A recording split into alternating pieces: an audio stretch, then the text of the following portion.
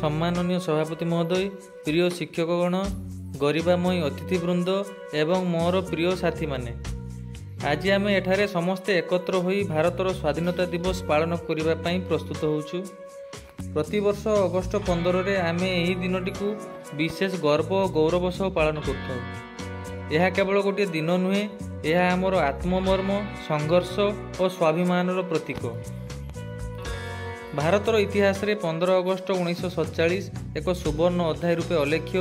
प्राय 200 वर्ष रे इंग्रेज मानक दासत्व मुक्ति पाइबा परे कला, किंतु यह केवल एक सहज प्रक्रिया नुहे।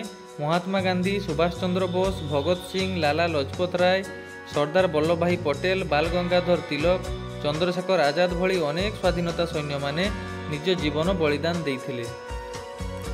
तांकर त्याग, रक्त, लुह और प्रतिश्रुति बिना यही स्वाधीनता संभव हो पारि नथांता। स्वाधीनता पाई युद्ध दीर्घ और कठिन थिला। 1857 रे प्रथम स्वाधीनता संग्राम सिपाही विद्रोह आरंभ होइथिला। यह भारतर प्रथम स्वाधीनता युद्ध बोली कहा जाए। जदिओ सेथिरे ब्रिटिश माने विजयी हेले, किंतु एही आंदोलन भारतीय मानक मनरे स्वाधीनतार अग्नि प्रज्वलित कला। असहयोग आंदोलन, स्वदेशी आंदोलन, लवण सत्याग्रह, क्विट इंडिया आंदोलन पर्यायक्रमे भारतीय मानकर संघबद्ध शक्ति को प्रदर्शन कला। महात्मा गांधींकर अहिंसा और सत्याग्रह प्रतिपाद्य समग्र विश्व में दृष्टांत सृष्टि कला।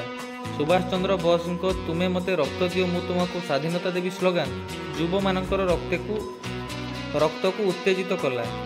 स्वाधीनता पाइबा परे 1950 रे भारत एक गणतांत्रिक साधारणतंत्र राष्ट्र हैला। Doctor B R. आंबेडकर नेतृत्व में भारतीय संविधान लागू हैला।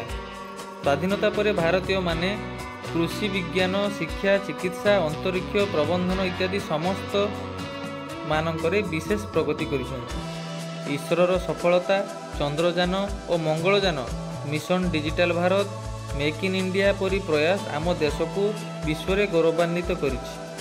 आजिर स्वाधीनता केवल दासत्वर मुक्ति नुहे, यह मनोभाव, भावना और स्वाभिमानर स्वाधीनता।